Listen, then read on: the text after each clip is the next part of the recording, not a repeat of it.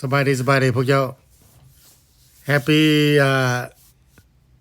what is it Monday night from Laos เนาะอันพวกเจ้าบางคนที่ต้องการ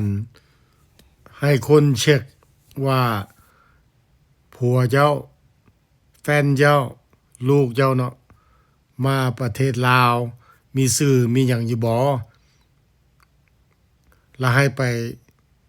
บ่อนกักขังบ่หรือว่าบ่อน Welcome Center นะมันไปหา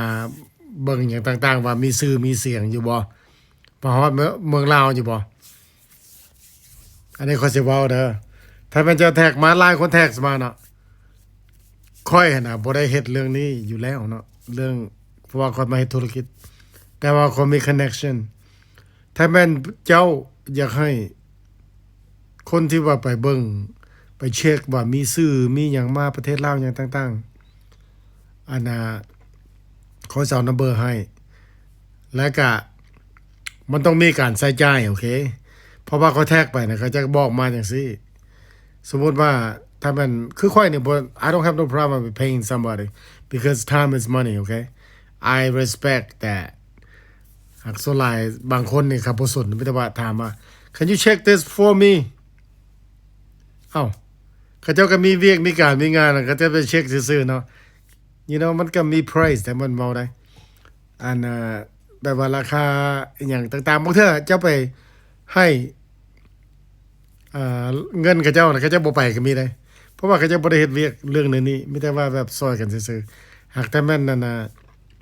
เฮ็ดถูกหลักการอีหลีนะอันนั้นก็ I don't know you know whatever you think is feel comfortable message ไปให้เขา MoneyGram ไปให้เขาแล้วแต่แล้วก็บอกว่าเจ้าเช็คให้ค่อยหน่อยเด้อค่อยมีลูกสิไปเขามีผัวสิไปเขามีแฟนหรือว่ามีกระเทยที่มักเจ้าจะไปต่างๆก็บอกกับเจ้าเนาะอันนี้เว้าความจริงคือเขาสิถามเจ้าคืนเนาะถ้าเขาบอกพวกเจ้าไปเช็คกันนะในที่ว่าเจ้าบ่ได้เก็ตเพย์เนาะเจ้าเช็คให้ค่อยหน่อยเด้อว่า